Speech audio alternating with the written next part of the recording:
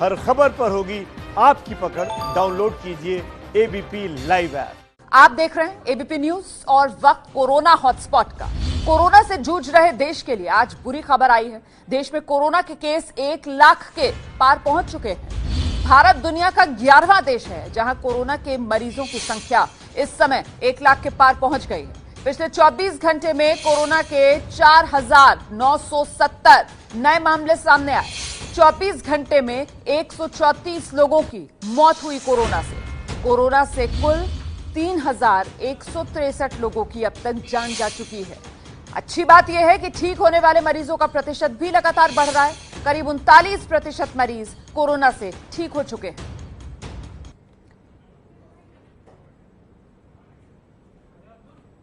तो 1 लाख के पार देश में कोरोना के मरीजों की संख्या। भारत में कोरोना के मरीजों की तादाद 1 लाख के पार। ये बड़ी मार कोरोना की किस तरीके से भारत पर पड़ रही है आप देख सकते हैं, समझ सकते हैं इस आंकड़े के जरिए। ये बड़ा आंकड़ा है। इस समय देश में कोरोना के कुल केस 1,01,139 पर पहुंच चुके हैं। ये कोरोना के कुल केस की संख्या।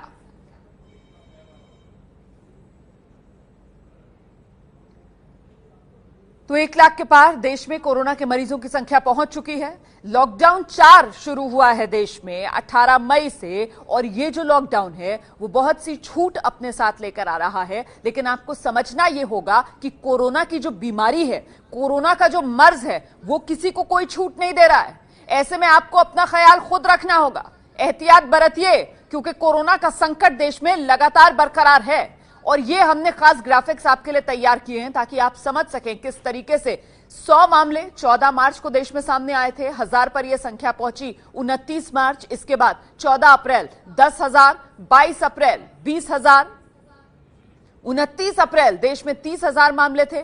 3 मई को 40,000, 7 मई 50,000 पर यह आंकड़ा पहुंचा, 10 मई को 60,000 पर यह आंकड़ा पहुंचा। और किस तरीके से 70,000, 80,000, 90,000 17 मई, और महज 2 दिन बाद यह आंकड़ा 1 लाख के पार पहुंच चुका है।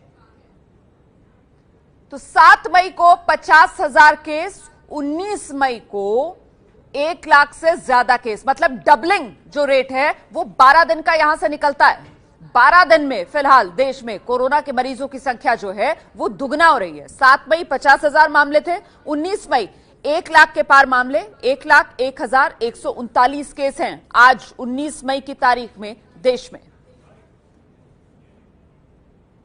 तो 1 लाख के पार कोरोना के मरीजों की तादाद।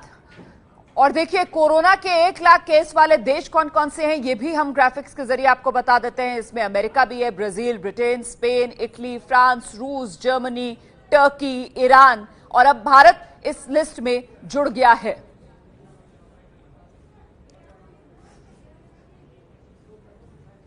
तो कोरोना के मरीजों की तादाद 1 लाख के पार, और इसमें सबसे ज्यादा हिस्सेदारी अगर किसी राज्य की है तो वो महाराष्ट्र की है। आपको सीधे मुंबई लेकर चलती हूं मैं। जितेंद्र दीक्षित हमारे साथ मौजूद हैं।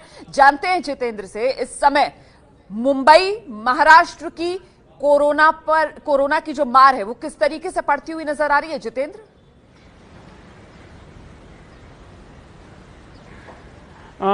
देखिए रोमाना, ये बात सही है कि सबसे प्रभावित राज्य जो है वो महाराष्ट्र है, और महाराष्ट्र में भी सबसे प्रभावित शहर जो है वो मुंबई है। और अब यहाँ पर हालात ये हो रहे हैं कि मरीजों को अस्पतालों में जगह नहीं मिल रही है, और एक अस्पताल से दूसरे अस्पताल उन्हें भटकना पड़ रहा है। कई बार कई मरीजों को इस वजह से अस्पताल से लौटा दिया जाता है कि उन्होंने अपनी टेस्ट रिपोर्ट नहीं कराई है। कई लोग सिम्टम्स के आधार पर अस्पताल में भर्ती होना चाहते हैं, लेकिन उनको कहा जाता है कि आप पहले टेस्ट कराइए, लेकिन टेस्ट की रिपोर्ट आने में भी 3 से 4 दिनों का समय लग रहा है। और इस दौरान कई मरीजों की तबियत खराब हो जाती है, और कई मामलों में उनका निधन भी हो चुका है। अब से 3 दिनों पहले एक पुलिस अधिकारी की मृत्यु इसी तरह से हुई थी। तो ये तमाम मामले जो है लगातार बढ़ रहे हैं।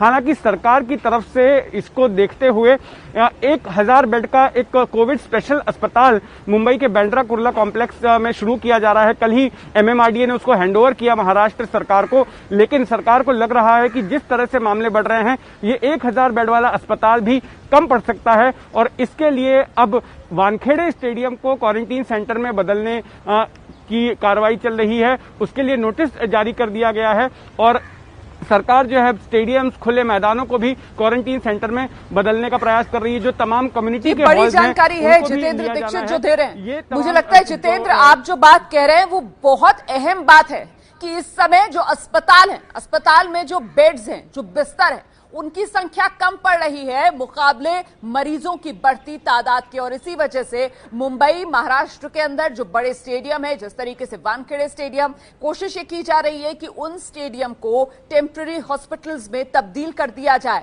उन स्टेडियम्स में बिस्तर लगा दिए जाएं कोरोना के मरीजों के लिए, क्योंकि देश में इस समय कोरोना के मरीजों की तादाद 1 लाख के पार पहुंच चुकी है। यह बड़ा आंकड़ा है, आपको गंभीरता समझनी होगी।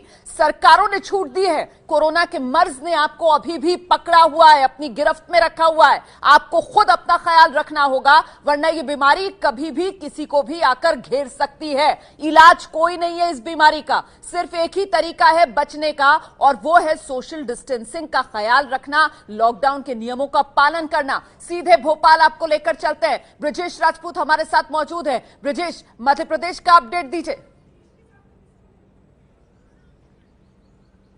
कि मध्य प्रदेश में लगातार जो संख्या है लगातार बढ़ती जा रही है। हम सबसे मध्य प्रदेश में सबसे ज्यादा संक्रमित शहर जो देश में 7वें नंबर का हॉट स्पॉट बना हुआ वो है इंदौर।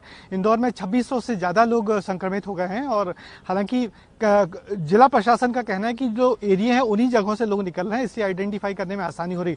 मगर उसके अलावा जो दूसरा बड़ा शहर है वो है भोपाल। भोपाल में भी 1000 पार कर गई संक्रमितों की संख्या।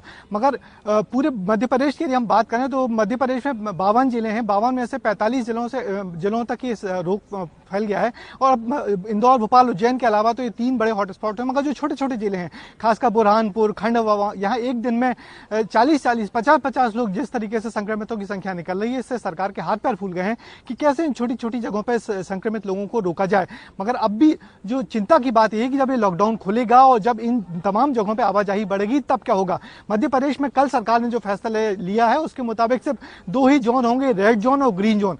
ऑरेंज जोन को खत्म कर दिया गया है और सिर्फ रेड जोन में 10 जिले हैं, यानी कि बाकी के पूरे 42 जोन ग्रीन जोन है। और ग्रीन जोन में जो देश की में जो गाइडलाइंस है उनके अनुसार जो सहूलियतें होती हैं वो ग्रीन जोन में रहेंगी।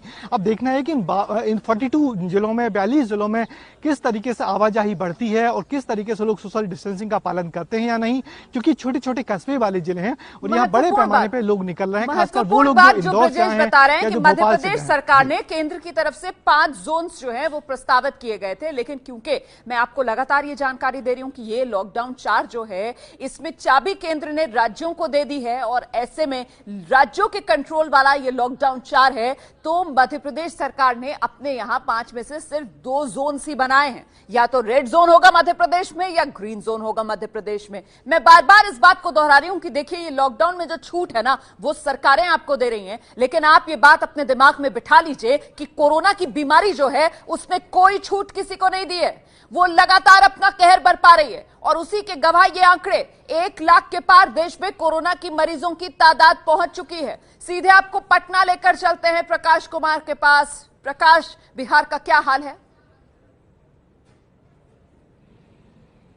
रोमाना, यहाँ पर 2 मजबूरियां हैं। एक तो जो प्रवासी बिहारी लौट रहे हैं उनकी संख्या, तादाद बढ़ती जा रही है और इस वजह से उनको क्वारंटीन करना और फिर वहां उस इलाके में पाबंदी लगाए रखना ये चुनौती है। और दूसरी तरफ इन सब के बीच में आर्थिक गतिविधियों को भी जारी रखना है। तो बिहार सरकार ने कल देर शाम में गाइडलाइंस जारी कर दिए हैं और उसमें यह कहा गया है कि जितने भी जिला मुख्यालय को छोड़कर प्रखंड स्तर पर क्वारंटीन सेंटर है वो रेड जोन में आएंगे। तो रेड जोन के लिए जो पहले से नियम बने हुए हैं, जो सख्ती बरती गई है और जो पाबंदियां लगाई गई हैं वो जारी रहेगा। लेकिन जो ऑरेंज जोन है, क्योंकि बिहार में सिर्फ 2 ही जोन है, तो ऑरेंज जोन जो भी होंगे वहां पर बहुत सारी छूट दी गई है, जिसमें पहली बार आज सैलून हो या फिर कपड़ा की दुकान हो, रेडीमेड की दुकान हो, ये सारे कुछ खोले जाएंगे। और इसमें भी समय बताया गया है कि 11 बजे सुबह से लेकर शाम के 4 बजे तक ही खुलेंगे और खास दिन को ही खुलेंगे, यानी कि हफ्ता में 3 दिन ही खुलेंगे। किस इलाके में कौन सी दुकानें खुलेंगी इसके बारे में जिला मजिस्ट्रेट पूरी जानकारी देते रहेंगे।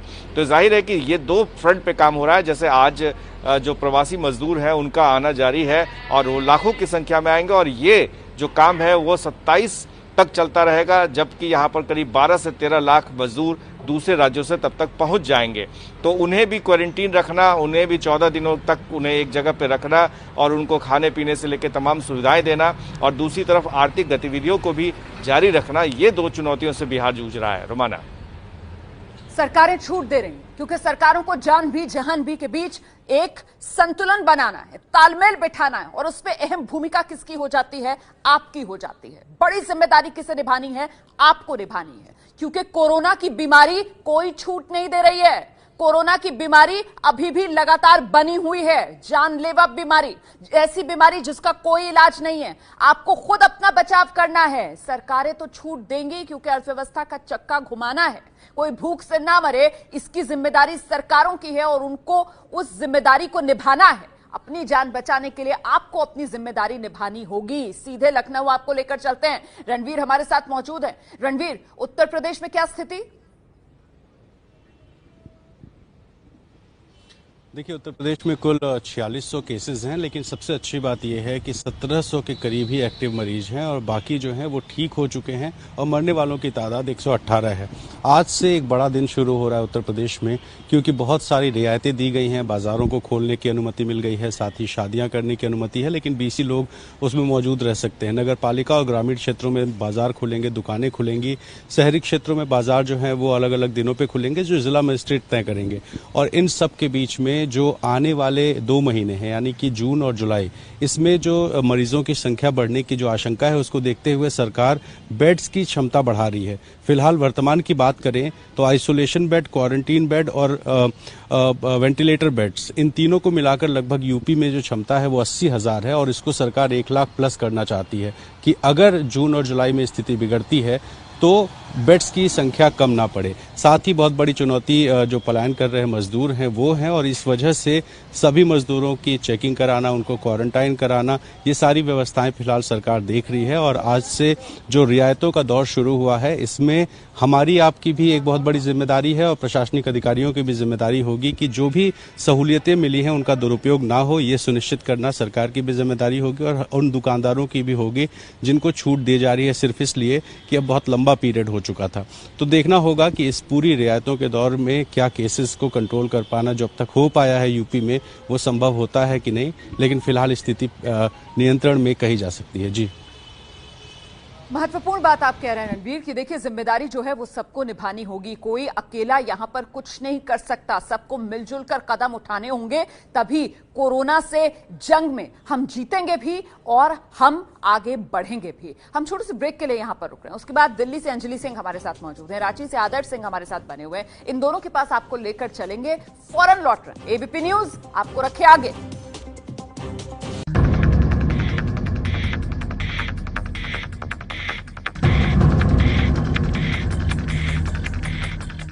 बड़ी खबर इस समय की, 1 लाख के पार कोरोना की मार। जी हां, इस समय देश में कोरोना के मरीजों की तादाद 1 लाख के पार पहुंच चुकी है। 1,01,139 कोरोना के केसेस इस समय देश में हैं।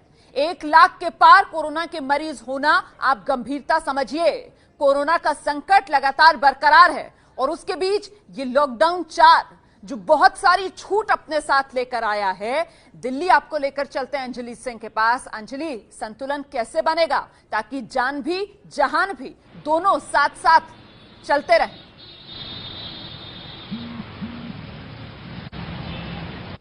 जी बिल्कुल रोमाना, अब स्थिति वही आ गई है क्योंकि कोरोना तो रहने वाला है। और दिल्ली की जहां तक बात करें तो मेरे पीछे जो सड़क आप देख रहे हैं, दरअसल दिल्ली का आईटीओ ये इलाका है और आपको अमूमन पिछले 2 महीने से जो ट्रैफिक हम देख रहे थे उससे अब काफी अलग स्थिति नजर आ रही है। ट्रैफिक बहाल हो रहा है, बसें भी चल रही हैं। आज से दिल्ली में बसें, ऑटो, ई रिक्शा, इन सब के संचालन की अनुमति दे दी गई है, लेकिन शर्तों के साथ। हालांकि कुछ एक बसों में जब हमने पड़ताल की तो इसमें यह भी देखने को मिल रहा है कि कहीं कहीं पर थर्मल स्कैनिंग की जो बात की जा रही थी, तो बसों में अभी वो तमाम चीजें उपलब्ध नहीं कराई गई हैं। लेकिन जहां तक बात करें अगर दिल्ली की, तो 10,000 से ज्यादा केसेस सामने आ चुके हैं और दिल्ली में सख्ती सिर्फ जो रखी गई है वो कंटेनमेंट जोन में रखी गई है। यानी तमाम नियम कानून जो कंटेनमेंट जोन के लिए पहले से बनाए गए हैं वो वैसे के वैसे रहेंगे, लेकिन उसके बाहर की चीजों को खोला गया है। तो जो कंटेनमेंट एरियाज हैं 70 से ज्यादा दिल्ली में, वहां पर फिलहाल स्थिति जो है उसको काबू में रखने की कोशिश की जा रही है। लेकिन बाकी और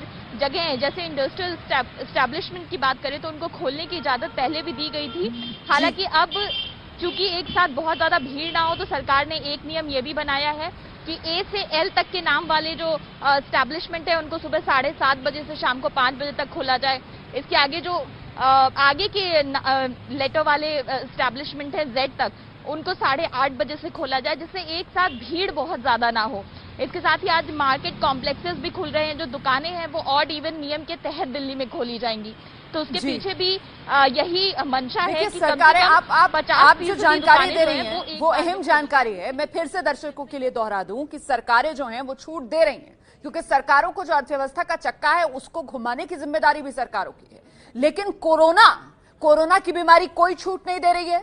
1 लाख के पार कोरोना के मरीजों की तादाद। अपना ख्याल खुद रखिए, सावधानी बरतिए। इस कोरोना की बीमारी का कोई इलाज नहीं है। छोटे से ब्रेक के लिए यहां पर रुक रहे हैं, फौरन लौट रहे हैं। आदर्श भी हमारे साथ बने हुए हैं, उनके पास मैं आगे आपको लेकर चलूंगी। एबीपी न्यूज आपको रखे आगे।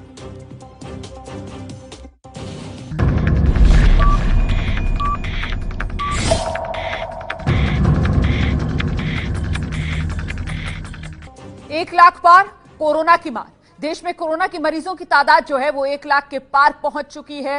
ये पूरा आंकड़ा आपके सामने 1,01,139 इस समय कोरोना के मरीज हैं देश में। और ये देखिए आप कैसे अमेरिका जो है 67 दिन में उसने 1 लाख का आंकड़ा छुआ। रूस को 91 दिन लगे, स्पेन 62 दिन, ब्रिटेन 79 दिन, ब्राजील 69 दिन। इसके बाद इटली 60 दिन में 1 लाख केसेस पहुंचे इटली में। फ्रांस में 76 दिन में 1 लाख केसेस पर पहुंचा आंकड़ा। जर्मनी में 70 दिन लगे। टर्की में 45 दिन में ही 1 लाख मरीज सामने आ गए थे। ईरान में 78 दिन में 1 लाख मरीज सामने आए। और भारत में 111 दिन में 1 लाख मरीजों का आंकड़ा पहुंचा है। 11वां देश बना है भारत। 111 दिन लगे हैं 1 लाख कोरोना के मरीजों की तादाद पहुंचने में। सीधे रांची आपको लेकर चलते हैं आदर्श के पास और जानते हैं झारखंड का अपडेट क्या। आदर्श,